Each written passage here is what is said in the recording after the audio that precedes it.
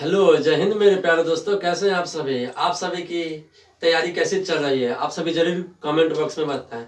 दोस्त, आप सभी का प्रकाश का परिवर्तन का क्लास रेगुलर चल रहा है, जिसमें आज अंतिम क्लास है। आज हम आप सभी को या 5 नंबर को फिक्स कर देंगे। आप सभी का 5 नंबर एग्जाम में आ गए। फिक्स गारंटी है कि 5 नंबर के लिए आप सभी को इस क्लास में बने रहें, जिसमें आप सभी को बहुत ही एग्जाम से रिलेटेड आप सभी को बहुत अच्छे से समझाने का प्रयास करूंगा। तो दोस्त, इसमें बने रहे। फिजिक्स का आज दर्पण सूत्र साबित करने जा रहे हैं, जिससे आप सभी को न्यूमेरिकल भी बनेगा और आप सभी के लिए 5 नंबर का लिए भी बहुत जरूरी है, क्योंकि वो 5 नंबर में भी एग्जाम में आता है दोस्त। तो जरूर बने रहे, अच्छे तरीके से बने रहे और आप सभी को मैं समझाने का प्रयास करूंगा। आज इस क्लास में 2 सूत्र साबित करूंगा, जिसमें एक सूत्र होगा, पहले लिखते हैं फिजिक्स, ठीक है। इस क्लास में दोस्त प्रकाश का परिवर्तन चल रहा है, जिसमें आज हम साबित करेंगे एक तो F बराबर R/2 होता है, इसको भी सिद्ध करना है। और दूसरा सूत्र दोस्त साबित करना है 1/F = 1/V + 1/U। ठीक, यह दोनों सूत्र को आज हम साबित करके बताएंगे दोस्त। ठीक, तो इस क्लास में जरूर आप सभी 5 नंबर लेके जाएंगे, तो बने रहे अंत तक। और दोस्त, हो सके तो जितना भी मैट्रिक एग्जाम देने वाले उन सभी के पास शेयर कर दे, उन सभी को फायदा हो इस क्लास से। आज के क्लास से बहुत ही इंपॉर्टेंट क्लास है, बहुत ही महत्वपूर्ण कंटेंट है। इससे पहले भी तुम लोग देख चुके हो कि यह कितना अच्छा कंटेंट दे चुके हैं आगे चल के क्लास में, और आज भी कितना अच्छा कंटेंट है। देखिए दोस्त, इसमें सबसे पहले समझना बहुत बड़ी बात है। इसमें पहले फिगर बनाते हैं, इस तरीके से फिगर हो गया। ठीक दोस्त, यहाँ देखना, अब फिगर के अनुसार यहाँ ध्यान देना दोस्त। पहले हम इसको सिद्ध कर रहे हैं। ठीक, एक कोई प्रकाश अगर प्रधान अक्ष के समानांतर जाए, यह दर्पण हो गया। कौन सा दर्पण है दोस्त? कौन सा दर्पण है? देखो दोस्त, यह दर्पण है, और इसको ध्रुव लिखते हैं। यह अवतल दर्पण है। ठीक, इसे कौन सा दर्पण बोलते हैं? अतः अभिसारी दर्पण बोलते हैं। जब यह प्रधान अक्ष के समानांतर जाएगा दोस्त, यह इस तरीके से फोकस से गुजरेगा। C है और F है। ठीक दोस्त, आज क्लास को जरूर अंत कर देंगे, इसमें ध्यान देना। देखो दोस्त, अब इसको हम बताते हैं। यहाँ C है, इसका कोई नाम दे दो। इसको क्या बोलते हैं? A, और यहाँ बोल दो B। ठीक, और यहाँ P है, इस ध्रुव को P से सूचित करते P लिख दो, और यहाँ C और F हो गया। ठीक, अब ध्यान देना दोस्त, यहाँ से यहाँ की दूरी को क्या बोलते हैं? F, और यहाँ से जो C से और P की दूरी को क्या बोलते हैं? R। इसको फोकस दूरी बोलते हैं, और पोल तक लेके F से और पोल के बीच की दूरी को फोकस दूरी दोस्त, और C से और P के बीच की दूरी को वक्रता त्रिज्या यानी कि केंद्र दूरी, वक्रता त्रिज्या बोलते हैं। ठीक दोस्त, अब यहाँ ध्यान देना। अब इसमें हम समझाने जा रहे हैं, इसको लिख दे रहे हैं C और P = R, और देखो P और F क्या होगा? F होगा। देखो दोस्त, क्या होगा? यहाँ ध्यान देना, F हो गया। अब यहाँ ध्यान देना, अब समझाने जा रहे हैं हम क्या। एक यहाँ से हम रचना के अनुसार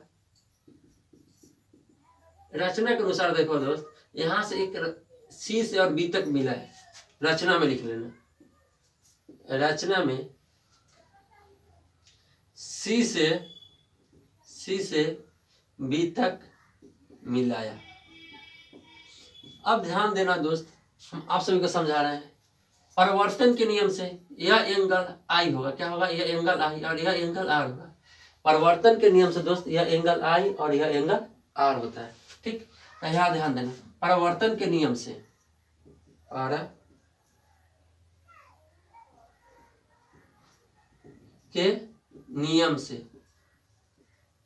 परिवर्तन के नियम क्या कहता है? आपतित किरण और परावर्तित किरण आपतित बिंदु पर खींचेगा अभिलंब, तीनों एक ही समतल होते हैं। पहला नियम है। दूसरा नियम क्या बोलता है? आपतन कोण और परावर्तन कोण दोनों बराबर, यानी कि एंगल I = एंगल R। फिर दूसरा देखो दोस्त, इसको क्या लिख सकते हैं? एंगल I को क्या लिख सकते हैं? एंगल A और B और C, एंगल A B और C = इसी प्रकार से लिख सकते हैं, एंगल C B और F, एंगल C B और F। ठीक, इस तरीके से हो गया। अब दूसरा देखो, जब AB और CP, देखो AB और CP जब समानांतर है, समानांतर या प्रधान अक्ष इसको बोलते हैं, प्रधान अक्ष, धान अक्ष, ठीक है दोस्त। तो जब ए बी और सी पी दोनों समानांतर है तो देखो तो यह प्रतिच्छेदी रेखा हो गया, प्रतिच्छेद रेखा, ठीक, प्रतिच्छेद रेखा हो गया। इसको देखो, जब ए बी और सी पी समानांतर हो और देखो दोस्त बी और सी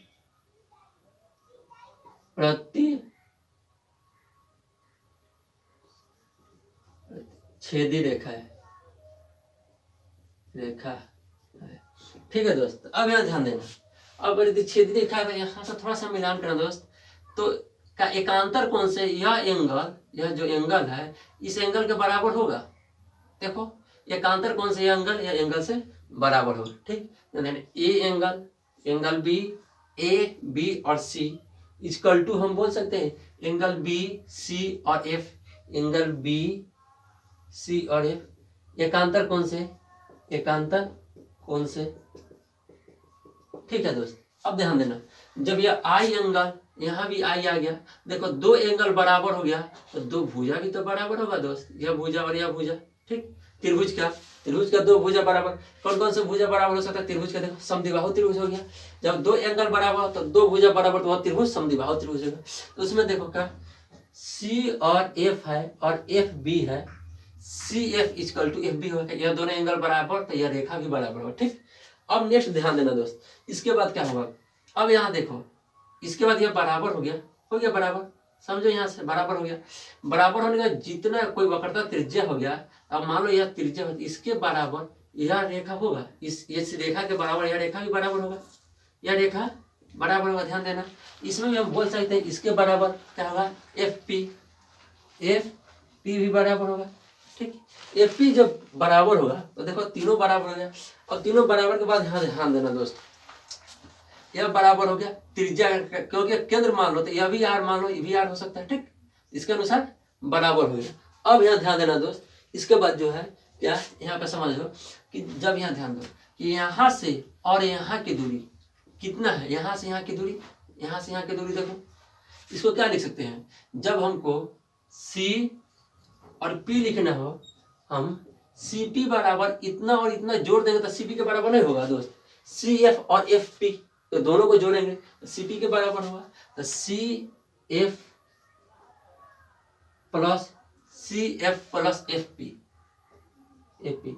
अब देखो दोस्त यहाँ एफ पी है, यहाँ भी एफ पी है, एफ पी के बराबर क्या सी एफ नहीं, एफ पी के बराबर सी एफ नहीं लिख सकते। जहाँ एफ पी है देखो इसके बराबर इसका यूज नहीं कर सकते, जहाँ एफ पी है उसके जगह पर तो सी पी के जगह सी पी हो गया, ठीक। सी पी हो गया एफ पी, यहाँ एफ पी है, यहाँ भी एफ पी है। अब एफ पी के बराबर सी पी नहीं लिख सकते हैं, तो सी पी के जगह पर सी पी यहाँ पे देखो सी एफ है, सी एफ के जगह एफ पी लिख सकते हैं, सी एफ के जगह एफ पी लिखना कोई दिक्कत नहीं, बराबर है तो लिख सकते हैं, इसका यूज कर सकते हैं। यहाँ लिखो एफ पी और एफ पी दो हो गया, तो यहाँ ध्यान दो, यहाँ ध्यान देना दोस्त, इधर आते हैं, अब इसके बाद ऊपर आते हैं दोस्त, यहाँ देखो यह हो गया, देखो सी एफ, या इसको हम पहले लिखो, इसको पहले लिखो एफ पी और F P equal to C P हो जाएगा, सी पी होगा। देखो एफ पी और एफ पी, यहाँ ध्यान दो एफ पी या पी एफ इक्वल टू क्या लिखते हैं, अब समीकरण इसको वन दे दो पहले, समीकरण वन, समीकरण वन में एफ तथा आर रखने पर, ठीक दोस्त। तो यहां भी दोस्त देखो एफ होगा, एफ पी के बराबर एफ है तो एफ लिख दिए, दोनों तो सेम है तो यहाँ भी एफ होगा। और ध्यान देना सी पी के बराबर कितना है, सी पी के जगह आर है, आर लिख दो, दोनों को जोड़ो, two F equal to R, A बराबर क्या होगा आर बाई टू, ठीक दोस्त, यह प्रूफ हो गया, ठीक। इसका खेल खत्म। अब आते हैं दोस्त, यह दर्पण सूत्र बच गया है, अब दर्पण सूत्र को इसी में खेल खत्म करते हैं इसका भी, ठीक दोस्त।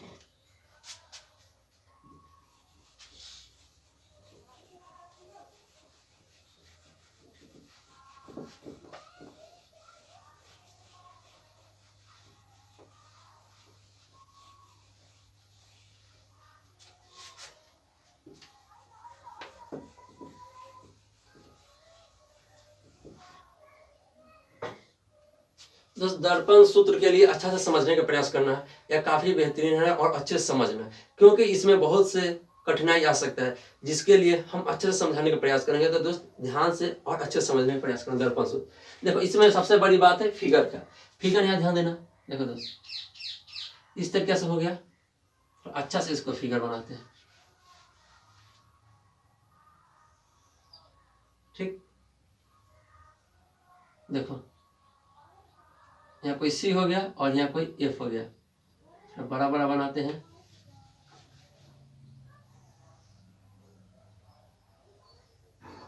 यहाँ ध्यान देना, यह वस्तु हो गया।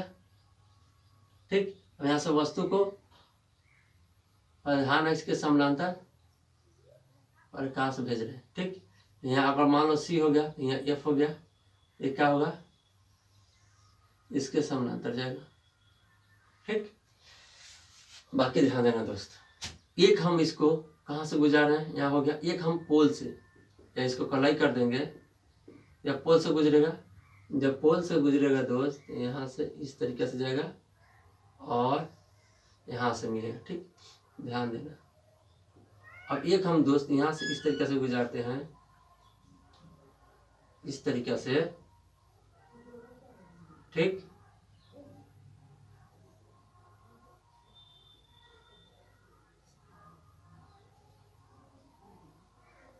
अब ध्यान देना दोस्त, यहाँ एफ हो गया, B A, B dash, A dash. ठीक, देखो यह वस्तु दूरी हो गया और प्रतिबिंब दूरी हो गया। चिन्ह परिपाटी के अनुसार ध्यान देना दोस्त, चिन्ह परिपाटी के अनुसार ध्यान देना। इसमें बहुत ही इंपॉर्टेंट चीज है, इसमें चिन्ह परिपाटी का बहुत ही जरूरी यूज होगा। अब यहाँ ध्यान देना दोस्त, देखो इसमें हम आपको सिमिलरिटी का भी गुण बताएंगे। सिमिलरिटी क्या होता है, समरूपता क्या होता है। तो अब यहाँ ध्यान देना है, इसमें कौन कौन सा फिगर दो अच्छा से इंपॉर्टेंट दिखाई दे जो लंबवत हो।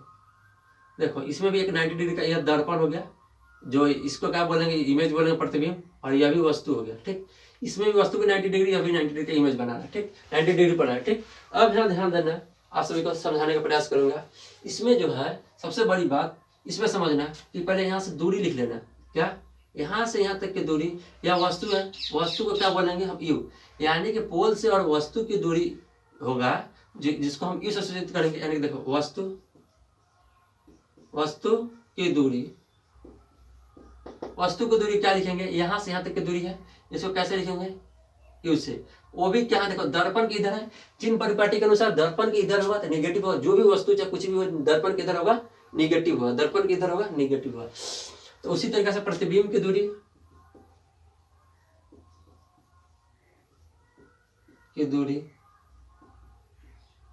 प्रतिबिंब दूरी क्या होगा, माइनस में भी होगा। हो गया। अब नेक्स्ट देखो दोस्त, यह हो गया। अब यहां से जो सी है, सी से और पी की दूरी आर होगा, वक्रता त्रिज्या, और यहाँ से जो दूरी होगा इसको एफ बोलेंगे।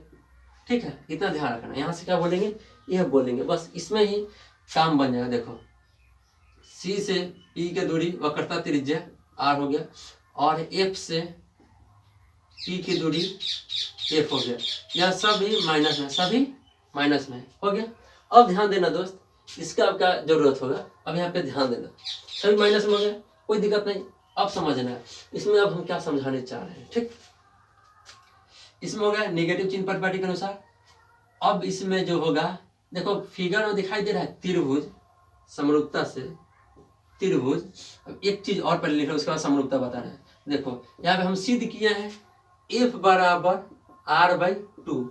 आर बराबर कितना होगा, आर बराबर 2f हो सकता है, इसको भी यहाँ पे रख लेना, इसका भी यूज होगा। ठीक, इसका भी यूज होगा दोस्त। अब यहाँ समरूपता से देखो, अब त्रिभुज का लो, त्रिभुज कौन कौन सा त्रिभुज, देखो त्रिभुज ए बी और पी। देखो ए बी और पी, ए बी और पी हो गया, जब त्रिभुज हो गया ए बी पी हो गया। फिर यहाँ ध्यान दो, फिर यहाँ से ध्यान दो, ए डैश बी डैश और पी, ए डैश बी डैश और पी। ठीक है, अभी त्रिभुज हो गया, दोनों त्रिभुज आपस में क्या है, अब समरूपता है। कैसे, देखो त्रिभुज से, ठीक, त्रिभुज ए तथा इतना से देखो दोस्त, यहाँ 90 डिग्री इस त्रिभुज में 90 डिग्री है, ठीक। 90 डिग्री से पहले एंगल बराबर है एंगल ए बी और P, angle A B P, फिर नेक्स्ट बराबर का होगा angle P B dash A, angle P B dash A dash, ठीक।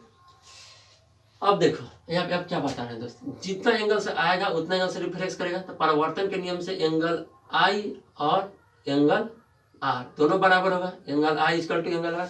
देखो यहाँ से परिवर्तन के नियम से क्या बोल सकते हैं, angle I equal to angle R है, इसमें लिख सकते हैं कौन सा, angle A dash A P और बी, फिर इसके देखो ए पी और बी, फिर नेक्स्ट देखो एंगल दोस्त, एंगल क्या होगा B dash P dash A, B dash P और ए डैश, इतना हो गया, एक परिवर्तन से बराबर हो गया।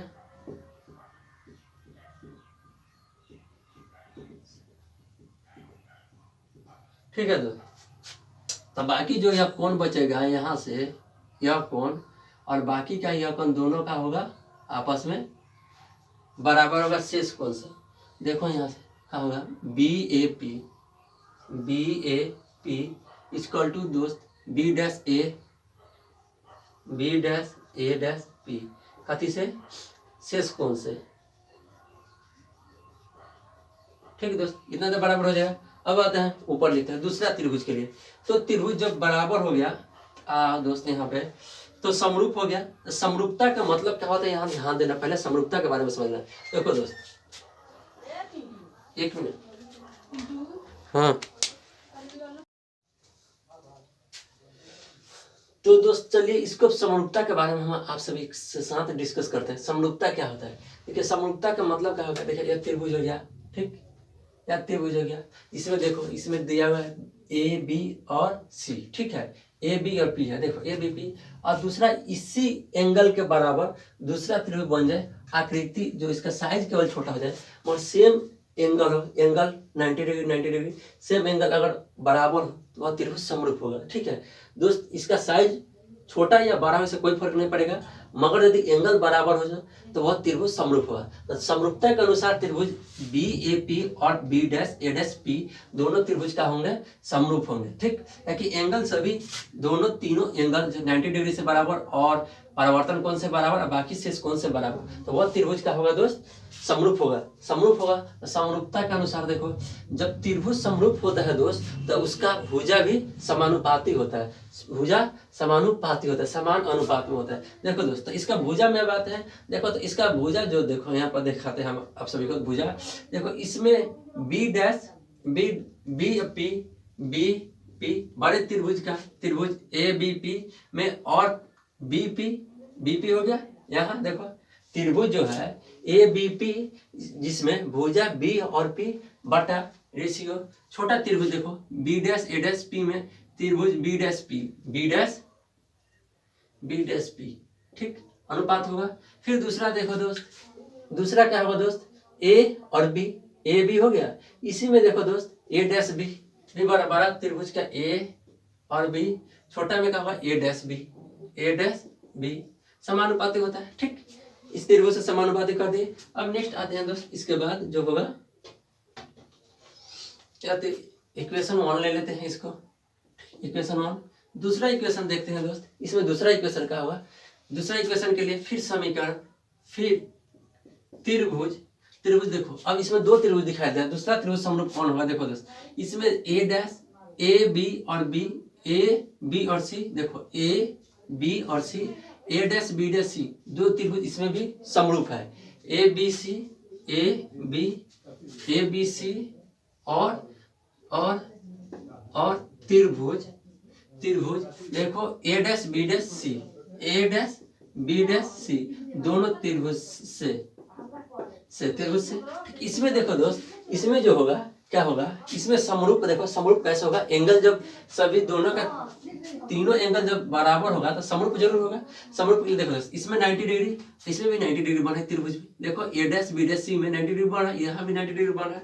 देखो दोस्त यहाँ से क्या ए बी और C equal to A dash B dash C, देखो ए डैश बी डैश और सी, देखो A dash B dash C क्या होगा 90 डिग्री से बराबर, यानी कि समकोण से बराबर होगा, समकोण से बराबर है। देखो अब इसके बाद आते हैं इसमें, देखो जो यह हो गया अपोजिट एंगल से दोनों बराबर है। देखो यहाँ क्रॉस कर रहा है अपोजिट एंगल से बराबर, अपोजिट एंगल विपरीत कोण से, जिसमें ए और सी और बी, देखो ए सी और B, A C B equal to क्या होगा एंगल बी डैश, उसके बाद सी और ए डैश। देखो बी डैश सी और ए, यह एंगल अपोजिट एंगल से हमारे विपरीत कोण से बराबर है, विपरीत कोण से बराबर है, कोण से बराबर है, विपरीत कोण से, ठीक बराबर हो गया। फिर बचा हुआ जो शेष कोण होगा यह कोण, इसमें देखो यह कोण और दूसरा शेष कोण, यह दोनों बराबर का शेष कोण से, ठीक। देखो दोस्त इसमें लिखो ए बी ए और सी इक्वल टू का होगा, यहाँ ध्यान देना बी डैश ए डैश और C, B dash A dash और C, B dash A dash और सी, शेष कोण से बराबर, ठीक शेष कोण से, ठीक। अब आओ दोस्त यह भी त्रिभुज जो होगा ए बी सी और ए डैश बी डैश सी समरूप होगा, ए बी सी और ए डैश बी डैश सी समरूप होगा, ठीक। तो लिख सकते हो दोस्त यहाँ पे जो होगा इसमें समरूप के लिए ये भी समरूप होगा त्रिभुज। देखो यहाँ पे देखो क्या होगा, लिखो ए बी और सी समरूप त्रिभुज A dash B dash C dash. देखो इसमें भी समरूप है, इसको भी लिख दो। इसमें जो होगा ए बी पी समरूप त्रिभुज क्या होगा ए डैश बी, यहाँ ध्यान दो A dash B dash P, दोनों त्रिभुज क्या है समरूप है एंगल से, समरूप है, ठीक है दोस्त। यहाँ भी समरूप होगा, रूप है, यह सिंबल भी समरूप क्या, ठीक समरूप है, ठीक। अब ध्यान देना दोस्त ए तीनों एंगल से समरूप है।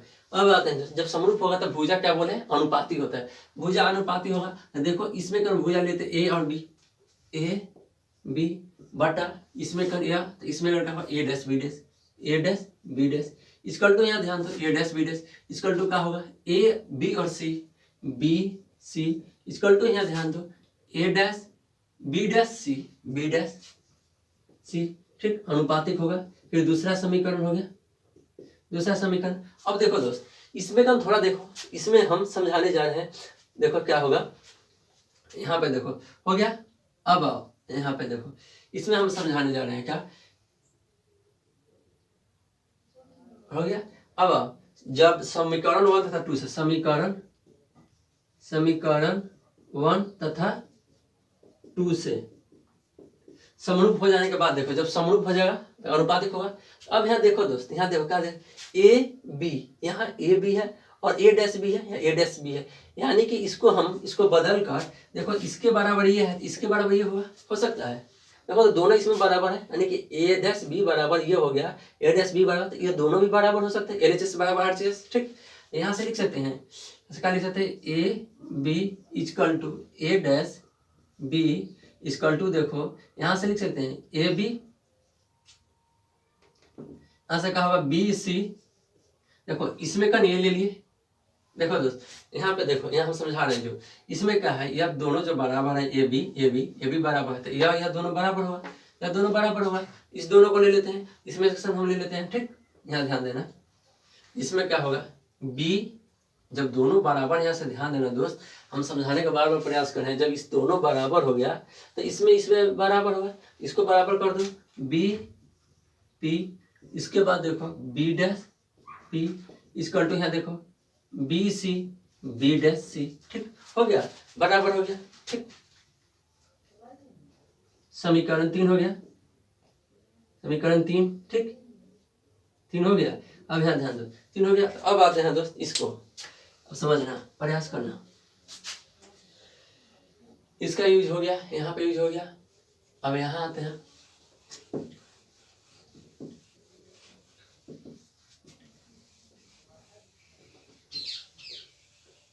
देखो दोस्त यहाँ समझना, प्रयास करना, आप सभी के लिए बहुत ही अच्छा होगा। अब यहाँ समझते हैं, देखो अब इसमें क्या कैसे कैसे क्या लिख सकते हैं, इसको समझना। बीपी क्या है, बी और पी यह है, बी और पी। तो बी पी के लिए कोई फर्क नहीं पड़ेगा। और बी सी देखो, बी सी का बी सी यहाँ है, इसको बी पी लिख दो, बी और पी बाटा यहाँ देखो बी डैश पी। अब यहाँ देखो हो गया। अब यहाँ ध्यान दो, बी सी का मतलब क्या, बी और सी। बी सी का मतलब देखो, बी सी देखो यहाँ देखो, बी सी यह है। अब इसके बारे में क्या लिख सकते हैं, इतना पूरा देखो बी और पी में से अगर बी सी घटा देंगे तो बी सी का होगा। देखो बी और पी, यहाँ देखो बी और पी, बी पी में सन पी, यहाँ पी और सी घटा देंगे, इतने दूर की लंबाई घटा देंगे, है ना बचेगा। यानी कि हम बी सी के बराबर लिख सकते हैं क्या, B P minus P C. उसके बाद यहाँ ध्यान देना, बी डैश सी है, देखो यहाँ ध्यान से, बी डैश सी है, बी डैश सी है, या बी डैश सी के बराबर क्या लिख सकते हैं हम, पूरा यहाँ से सी पी लिख सकते हैं, C P minus B dash P लिख सकते हैं, C P minus B dash P लिख सकते हैं। बी देखो यहाँ पे जो है बी डैश सी है, बी डैश सी है ना यहाँ इतना दूरी, इसके लिए हम यहाँ तक, यहाँ सी से लेकर पी तक में से इतना घटा देंगे, यहाँ तक ये दूरी ऑटोमेटिक आ जाएगा। यानी कि क्या लिख सकते हैं, C P minus B dash P हो गया। अब आओ दोस्त यहाँ से समझो, अब इसके बाद क्या करना है, अब ध्यान देना इसमें क्या होगा। अब देखो हम मान रखते हैं, सभी जगह पर मान रखते हैं, तो बीपी के बराबर क्या लिखे इसमें। अब देखो बीपी है, यहाँ बीपी है, बीपी का मान देखो, बीपी बराबर क्या होगा, अब बीपी देखो वस्तु की दूरी है, देखो यहाँ से वस्तु दूरी है, जो बीपी बोलेंगे, बीपी बराबर क्या होगा, बी और पी लिख दो, और पीसी जो होगा, पी और सी प्रतिबिंब दूरी, पीसी जो होगा यहाँ देखो, यहाँ पे जो पी और सी जो प्रतिबिंब बी डैश पी देखो, बी डैश पी है, यहाँ से जो भी जो होगा क्या होगा, बी डैश पी होगा। देखो यहाँ से यहाँ तक प्रतिबिंब यहाँ बना, तो बी डैश पी, ठीक। यहाँ प्रतिबिंब दूरी हो गया, या वस्तु दूरी या प्रतिबिंब, देखो यहाँ तक वस्तु दूरी और यहाँ तक प्रतिबिंब दूरी, जो दोनों को लिख दिए। अब इसमें मान रखने पर क्या, मान रखा जाए, अब मान रखने पर क्या होगा, अब मान रखने पर मान रखो, देखो बी पी, यहाँ बी पी है, B P equal to minus U रख सकते हैं, माइनस यू, और B dash P equal to minus B. अब यहाँ ध्यान देना, बी पी, फिर यहाँ बी पी आ गया, B P equal to minus U, फिर क्या होगा माइनस पी सी के यहाँ ध्यान देना दोस्त, पी सी क्या होगा, पी और सी, पी सी के बाद देखो पी सी या C P equal to minus R है, माइनस आर लिख सकते हैं, माइनस आर। अब यहाँ ध्यान देना, फिर पी सी बोलो या सी पी बोलो, जो कि माइनस आर है, फिर यहाँ ध्यान दो बी डैश पी है, B dash P equal to minus B है, माइनस तो पहले से और माइनस भी है।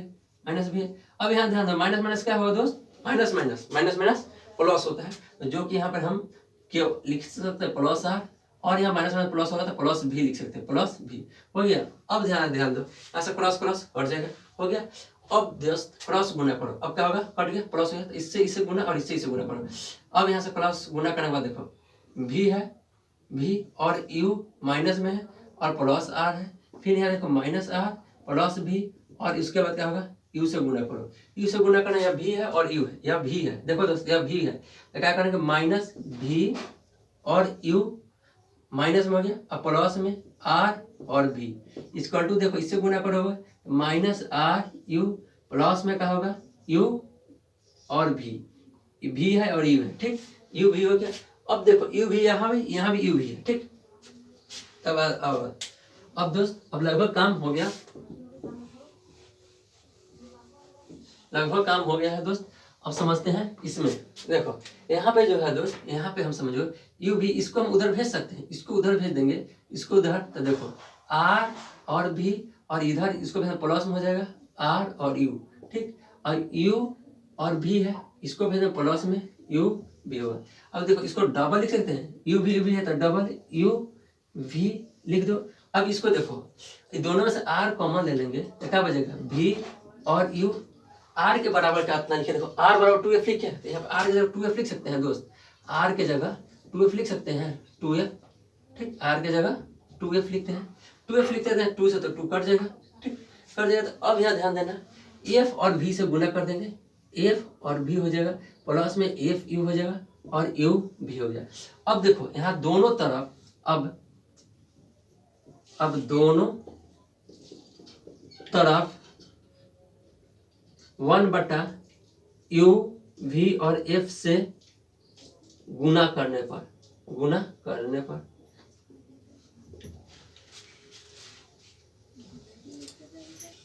गुना करने पर, ठीक है। अब दोनों तरफ इसमें गुना करेंगे, यहाँ ध्यान देना दोस्त, इसमें क्या होगा, गुना करते हैं, ठीक, इधर गुना करते हैं। देखो तो 1 बटा, इसको समझते हैं, देखो दोस्त 1 बटा v बटा क्या होगा, u v और f इक्वल टू क्या होगा, 1 बटा एफ यू इक्वल टू, एक यह v है, इसको v लिखो सही से, v, और यहाँ देखो एफ यू है, फिर इसमें यह भाग देना है u और v प्लस एफ, फिर क्या है दोस्त, इसके बाद यह प्लस का चिन्ह है, प्लस का पहले चिन्ह दे दो, और यहाँ बराबर है, ठीक। अब यहाँ ध्यान देना, v और u है, क्या u और v है, इसमें u v और f से भाग देना है। अब देखो, अब हो गया काम कंप्लीट दोस्त। यहाँ देखो f है, f से f कट जाएगा, v से v कट जाएगा, ठीक है। अब यहाँ देखो f से f कट जाएगा और u से u कट जाएगा, फिर यहाँ देखो u v से u v कट जाएगा, यानी बच गया 1 बटा, यहाँ u है तो u लिख दो, और प्लस में 1 बटा v है तो v लिख दो, इक्वल टू 1 बटा f हो गया, ठीक। देखो अब इसी को कोई यहाँ पे लिखा हुआ है 1 बटा f इक्वल टू 1 बटा v प्लस 1 बटा u, ठीक, यही हो गया दोस्त। इसी में देखो समझ में आया, इसमें कोई ऐसी बड़ी बात नहीं है। तुम लोग को यह जो सिमिलरिटी का गुण होता है, समरूपता, क्या समरूपता का गुण याद रखना पड़ेगा। इसमें 2 त्रिभुज समरूप है, और 2 त्रिभुज समरूप होने के कारण ही यह सिद्ध हो गया कि दर्पण सूत्र, इसमें 1 बटा F equal to 1 by V plus 1 बटा यू, ठीक। तो दोस्त आज यह क्लास पूरा जो प्रकाश का परिवर्तन चैप्टर पूरा संपन्न करवा दिए। अब आप सभी कहीं से भी क्वेश्चन आंसर कर सकते हैं। फर्स्ट चैप्टर का आप सभी को क्वेश्चन आंसर पूर्ण रूप से कंप्लीट हो जाएगा, और क्वेश्चन आंसर हो जाएगा दोस्त, क्वेश्चन आंसर करके देखना, और जितना हो सके उतना, जितना मैट्रिक का दोस्त है, जितने मैट्रिक एग्जाम देने वाले हैं इस साल उसको शेयर कर दे, उसको भी फायदा होगा दोस्त। और पक्का गारंटी है यह 5 नंबर के लिए आप सभी को बहुत ही फायदा दिलाएगा, और जितना देखेंगे उतना ही आप सभी को याद होगा, और याद करके जाए, रिवीजन करके जाए, जिससे आप सभी को एग्जाम में फायदा हो। तो दोस्त फिर मिलते हैं कल नेक्स्ट क्लास में नए चैप्टर के साथ, ठीक है, ओके बाय।